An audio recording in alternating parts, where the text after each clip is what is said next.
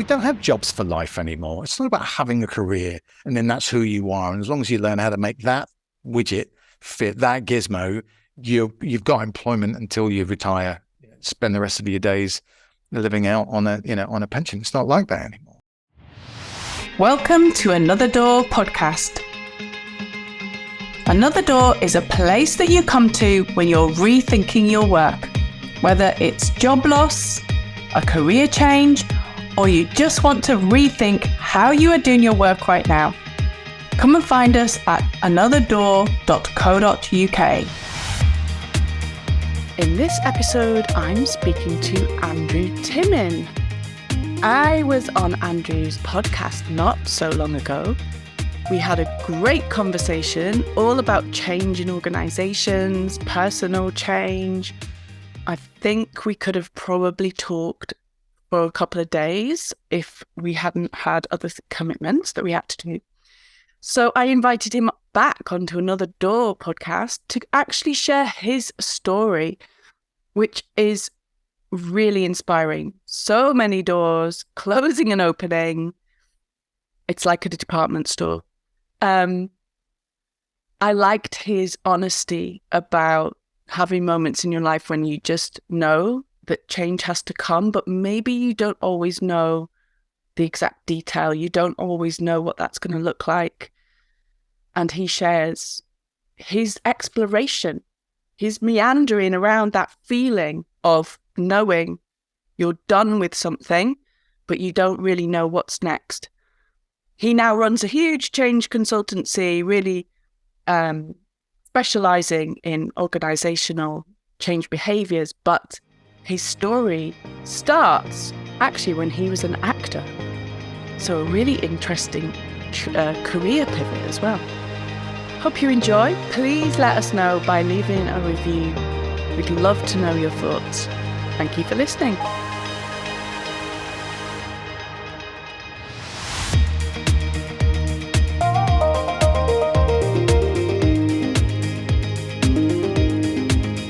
Andrew, thank you so much for coming on to Another Door podcast. And it was so lovely because I was on yours and now I can welcome you onto this one.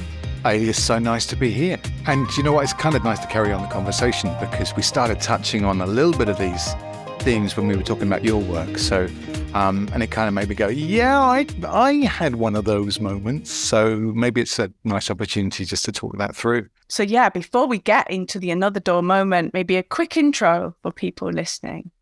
My name's Andrew Tilling. I'm the CEO and founder of The Hive, and we're a training change consultancy. So we try to help organizations get from where they are to where they want to be. And often, while we kind of say, yeah, that's about training, and that's often how we go and deliver that, mostly it's about consultancy around culture and recognizing that if we change the way that we work together, often we can really unlock powerful, transformational performance changes.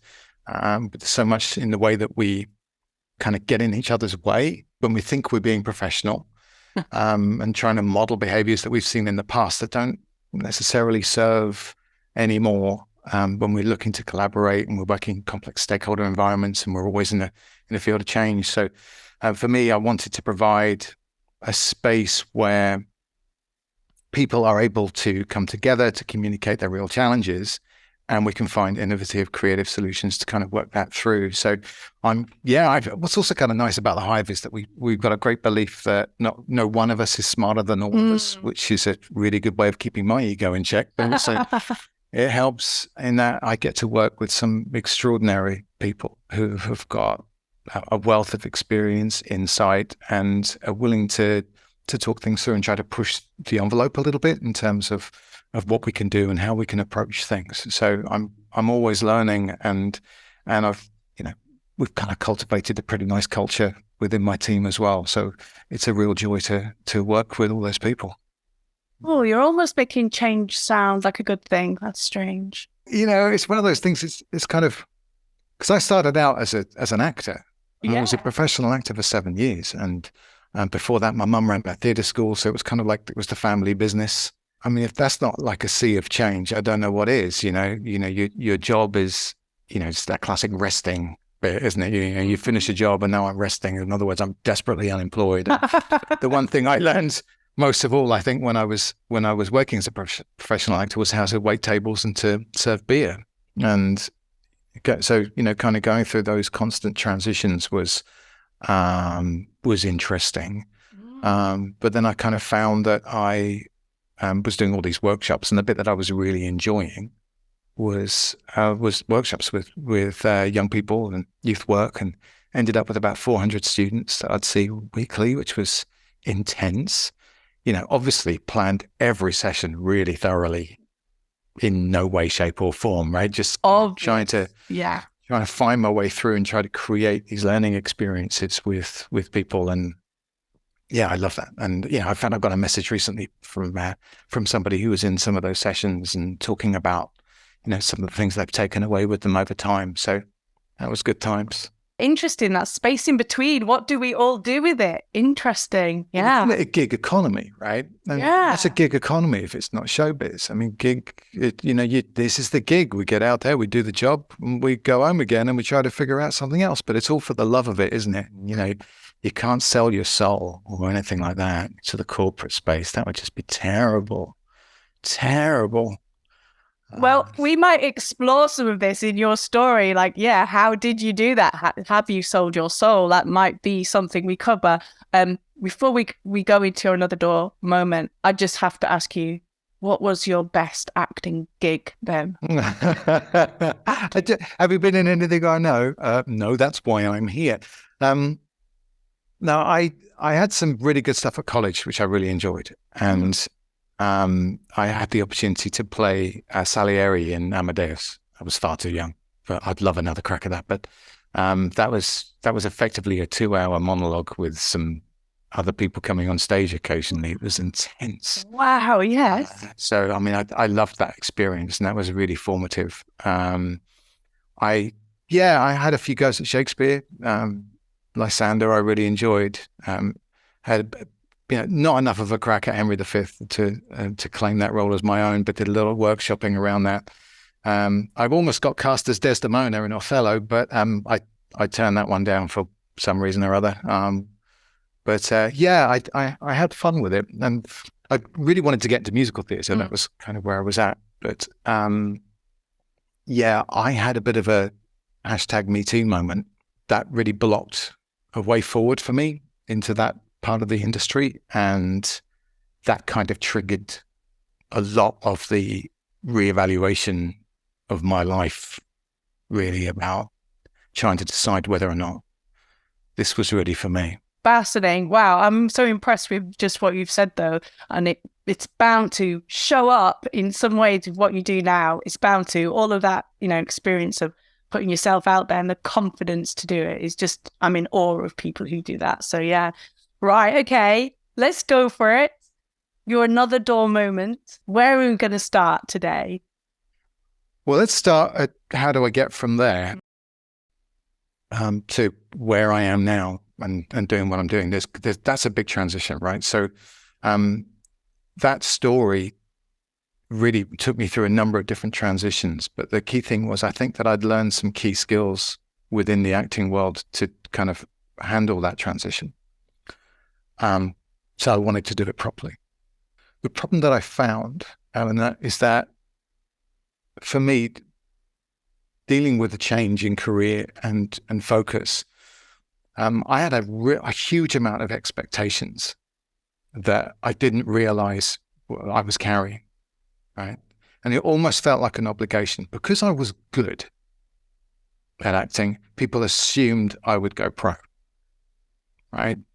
So it was that kind of, well, I mean, Andrew's going to obviously do that. And, and I love the projects and got all these different things. But the fact it was kind of my mum's career, and then she left it to have kids, and then she went to the theatre school. So there was that weight on me. There was kind of the youth work with my dad's stuff. He was very much involved in social work, and he was in the police and in charity. And so that created this expectation to kind of carry on with this youth work and support these people, deeply invested in my students. And then there was all these goals that I had that I was still carrying short. It makes it sound so successful. I was a professional actor for 7 years. Well, what I was actually trying to be was Jean Valjean in Les Miserables. I'd gone nowhere near that. So in reality, I failed, but you rewrite it in your head, don't you, to make it sound, a little bit better. So you give yourself this confidence bias all the time. So I was trying to face up to all those different things. One of my students handed me a book, and it was The Lonely Planet of India. And he went, I think what you're looking for is probably there. So I went, okay. And I did one drama course, earned about $3,000, which in those days was enough to live in India for about 9 months. And I booked a ticket for 9 months to India, and off I went. And while I was on the plane, I opened The Lonely Planet, which was a really bad move because I think a little bit more preparation would have been good, I love that. That's the ultimate, isn't it? Take The Lonely Planet. Yeah, that's something to read on the plane on the way there. Yeah, I'll figure it out there. And after a horrible first night in Delhi, and where I ended up paying £27, which is more than I paid for anything during my entire time in India, for a spare bed in the manager's office just to get me off the street. I then kind of found my way going up to Dharamsala and Ganj in Himachal Pradesh, and hung out with some Tibetan monks and got chatting. And I got quite used to some deep chats, with my students when I was doing all the coaching. And it was kind of more life coaching than it was drama coaching. But it was kind of like, if I'm going to really do that properly for people, I need to do it properly for myself. And they took me deep. Did a lot of meditation, learned a lot of stuff. Probably got into some things which were a bit of a dead end, and sounded lovely and exciting, but it was a kind of avoiding doing the deep work. And after a little while in India, I'm running out of money, and then trying a few other places, and going back to the UK, having a horrible 6 months selling books, just to get some more cash to get back out there again. I landed up back on the beach in India with a trusted friend. And it was there that I had a really quite profound blackout. And what happened was I was talking with them, and my brother had just turned up, and she was kind of challenging me and saying, you're not being the same person that you were being with me like 2 hours ago, now that your brother's here. And I want to challenge you on that. And it was like my brain started to unravel. It was really quite scary, because I was, a bit nervous about trying to figure out who I really was behind all this stuff anyway. And yeah, I just completely blacked out. And when I came to, it was the most surreal, what someone else has described as a peak experience of my life, because I could literally see in front of my eyes all the different people that I was trying to be. And there were lots. And I've since, Peter Sellers was talked about the man with 1,000 faces. But nobody really knew who Peter Sellers was, And I wonder whether Peter Sellers did. But I was kind of having that moment of, this is extreme. But what I found was I kind of lost my ability to talk. That's what it felt like. And when I did speak, it was just kind of, it was all in lots of different places, and it was quite unnerving. And I found like I was exploring all these different perspectives as I spoke through it. But gradually, over a little bit of time, I found a way that I could speak from this silent place behind all that noise. And that was, for me, it was like coming home. There's a John Denver song, coming home to a place I'd never been before. It was that kind of feeling. And over that period of time of about 3 months on that beach, I made the commitment to never speak from anywhere other than that place again. And do I always manage it? No, but that's been the commitment. So what it ended up with was me feeling like I was completely raw very naive and exploring a whole new world with a very new perspective. And was able to kind of get to the root of some of these challenges. And it was all tied up in lots of different things. The loss of my brother when I was 16 meant that I became the eldest brother rather than the middle brother to my brother and sister. So that was just kind of a shift in role and a sense of self. The role with the acting of I'm going to be this actor. There was this role of being the teacher. There was this role of being on a spiritual path. There was a role of being a son. There was a role of being a boyfriend. There was a role of being, it was all these different roles and expectations. And to be able to go, okay, none of those are valid. I am only this. And I'm going to explore who that is in these contexts. It took me on a really beautiful journey. But then the question was, well, what the heck am I going to do for a living, right? Because I've now reached this point where I'm feeling like I've got this fresh, open start. But what do I do? And I was on the way to move to New Zealand, so I carried on over there and met up with some friends. But I got there and I just felt like my inspiration wasn't switching on. There was no connection with anything I was seeing there. And it kind of felt like there was nothing really to do.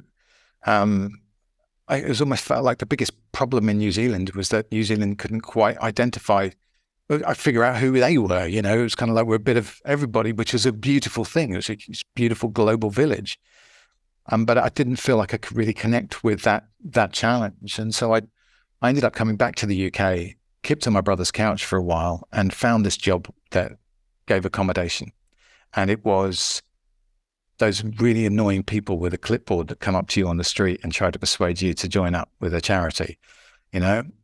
But just so happened, I seemed to be quite good at it. And it was around telling stories and it was around connecting with people, but I knew how far a pound could go the minute you took it out of the UK. And so I think I was able to communicate that a little bit better and talk to some of my own experience. I really connected with the Children's Society's charity, really connected with Amnesty International. That was a life-changing connection, understanding what human rights were. It was like, now this is inspiring. You know, the world's just gone through war. Let's pull together the greatest, most diverse set of minds we can in the world and figure out who it is that we want to be as a species. And we'll put that and enshrine that in the Universal Declaration of Human Rights. And let's see if we can get that embedded into some law. I'm like, yeah, I'm all over that. So I ended up being the national trainer for this organization. And training, it was about between 10 and 20 fundraisers every week on human rights, on different charities and giving them, and to how to tell stories and connect with people. And really how to do this authentically, because I wanted to strip away all this, this hard pressure sales techniques that just people would sign up and go, yeah, great, go home and just cancel. But through telling stories and making authentic connection, we ended up, you know, with the work of some extraordinary teammates of mine, you know, and a brilliant MD called Owen Watkins. We were able to double results, raise £27 million in 1 year, and that attrition really dropped. People really connected with it and stayed. And so I was really proud of that. And it, having reached this kind of zenith of having driven this culture change and earned a few grey hairs and put myself in hospital through poor health care while trying to lead this change. And I kind of came out of it and went, right, do you know what? Suddenly I'm done again. And I'm zeroed, and and that inspiration dropped again. And I realized how important that inspiration was for me. That this sense of purpose, this kind of seeing something that needs to be done, of feeling all your energy rise, feeling yourself light up, feeling like you just want to speak to this, you want to work to this, you want to put all your effort into this, that drive, that passion. I realized was, was my compass for my North Star. It was like, it was my way of navigating the world. And so I gave myself some more time, met this fantastic girl who was finishing a degree in Cambridge. So I kind of moved up to Cambridge and sat with her for a bit and there read a lot. Some great books, some kind of seminal works, and some new kind of self-help, also some really grounded stuff that really kind of challenged my thinking, and started sketching out my own work, my own book, my own way of, how do we lead transformation, and trusting that inspiration again and again and again until broke, until I found like a foothold that kind of went, hang on a minute, I think I've got something of value here. And it was a process called the Storm process, and I ended up writing it into a book and doing some workshops around it, and ended up not publishing the book because I wanted better case studies. I felt there's something more here. It seemed to be really working.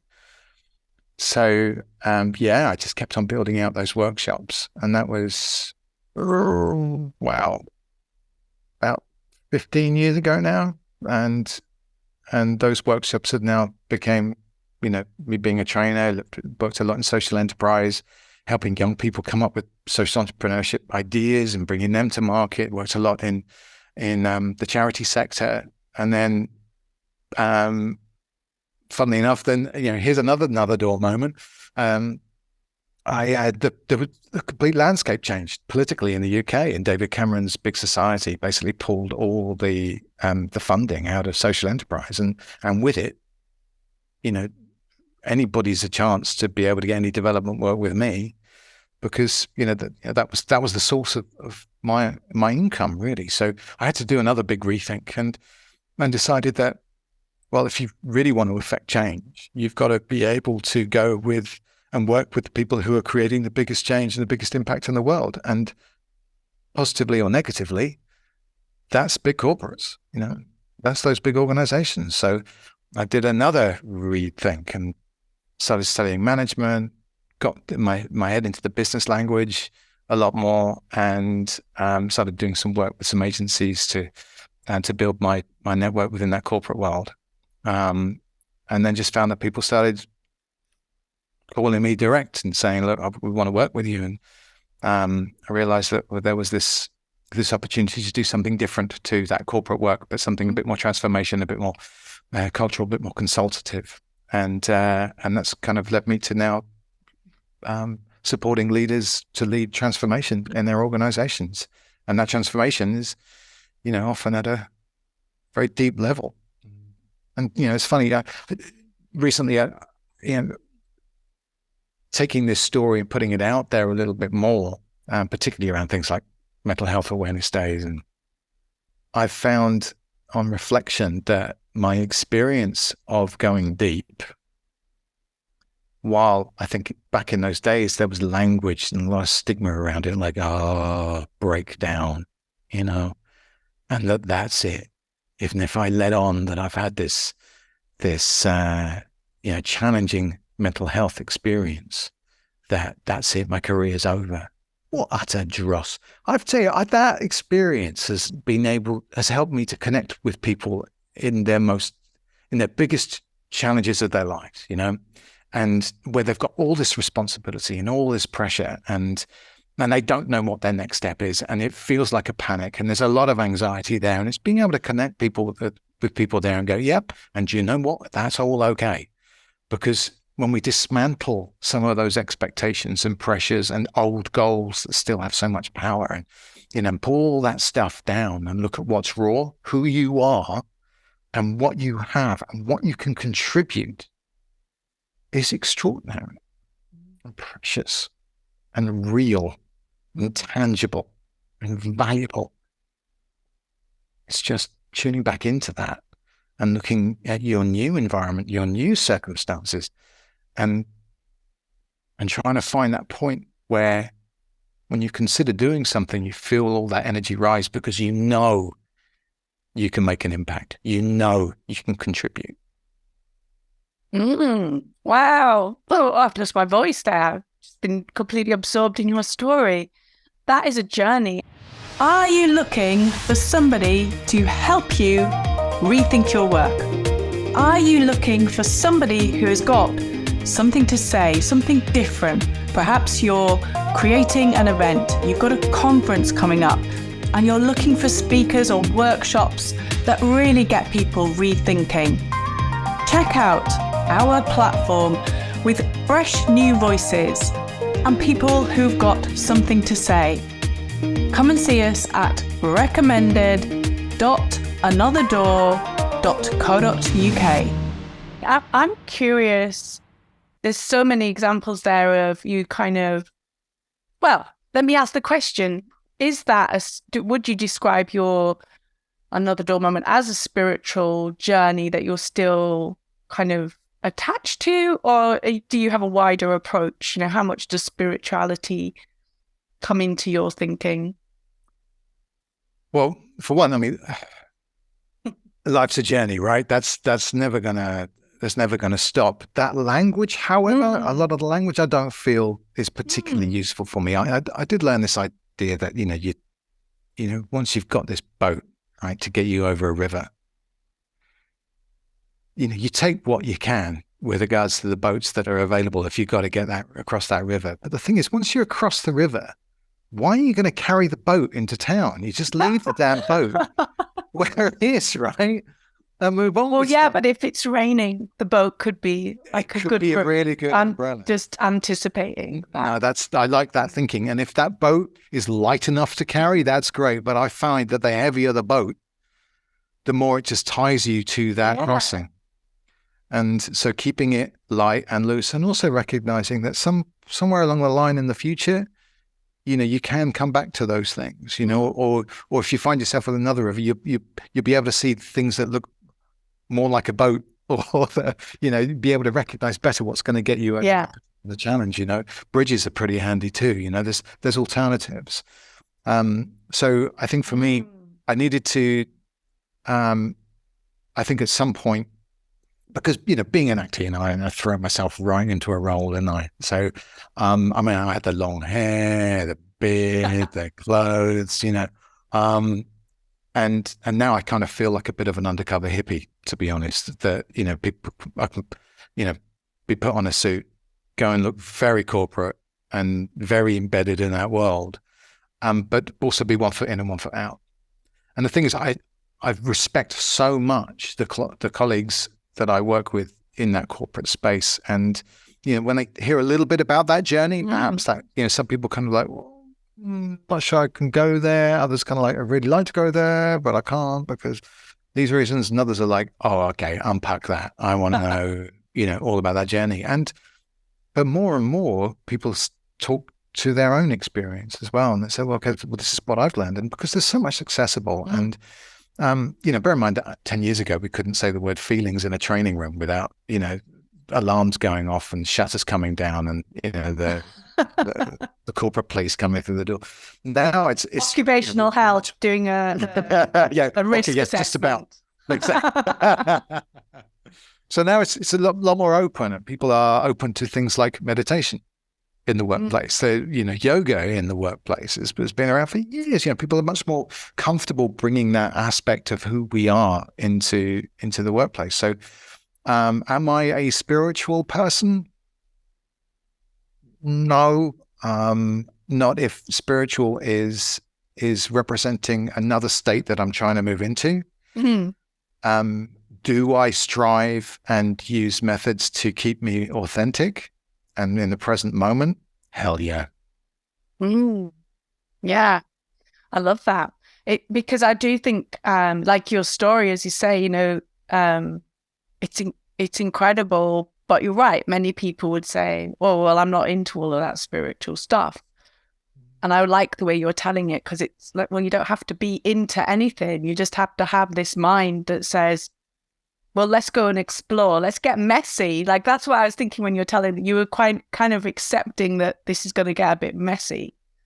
And that's probably part of it as well, I guess. Acceptance of this stuff. Yeah, for sure. I think, there's a great book of, was it Embrace the Mess or something like that? But it's also, was it? Messy. Yeah, I for me, messy is really important because I think structure is useful to communicate, and it's useful to build constructs that we can navigate and to guide other people through. But I don't see, I don't see how I construct my thinking to be a fixed thing. I don't see how I construct my business to be a fixed thing. The policies that we have, these are living documents, right? It's like, but you know what? Let's do that. We think that's going to be a good way of doing it until we learn a better way. And in which case we'll change it. It's all right. It's all right. As long as everyone's clear about what it is that we're doing at the moment, that's all right. So, for me, I think I like frameworks that remind me of useful things and can resource me to deal with challenges along the way. And which is why most of my trainings is principle led rather than, heavily structured. But also the way that I identify with the world and how I present myself needs to be flexible too, because I'm in constant change. I'm going to turn around and say, I'm this, and this is who I am, and this is what I do. I've done that mistake. It just locks you into making promises to the world that you can't keep, or that you don't know whether or not you can keep, and worse, that are dependent on other people giving those things to you, rather than things that I can actually create and shape and use myself. So, no, for me, it's almost like, do you remember old Windows, I think 95 or something? Probably not, because you're that young. But for me, I remember there was a screensaver with this pipeline that would go round and round and round, just build this complex kind of pipe thing, and then it would just disappear. And then be another pipeline that starts. And in my mind, that's kind of very similar to my experience, is that you build these constructs that are useful to get through what you need to go through now. And then, do you know what? Now I'm there. All right, let's reset. Now what's useful for the next bit?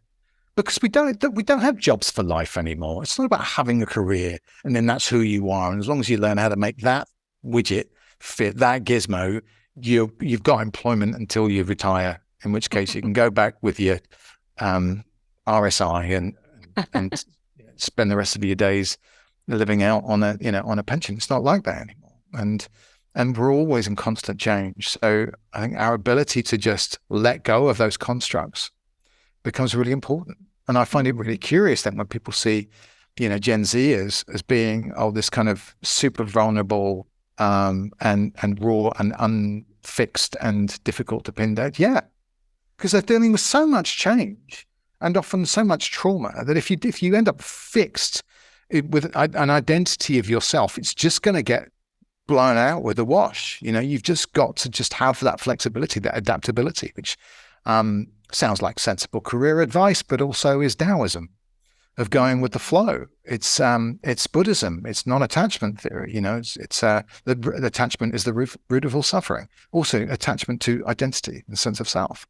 You let go of those things and you allow yourself to be in flow and to deal with what's present and what's real and what's tangible, which is everything that you're experiencing now here.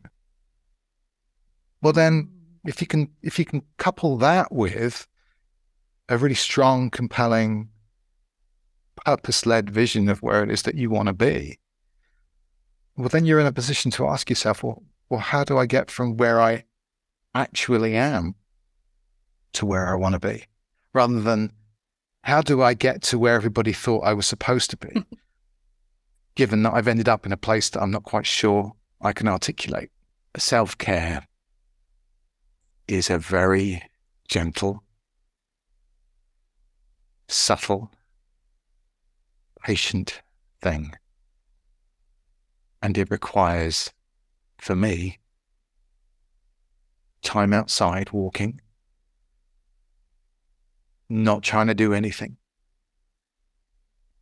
listening, sensing, connecting, and a very, very, very gentle dismantling of every bit of shame or frustration or obligation or neglected thing that we still feel is, pull our focus and our thoughts onto reflecting on the past or issues. There's no problem with learning from the past, but learn it, articulate what that lesson is, and then pack it up and let it be.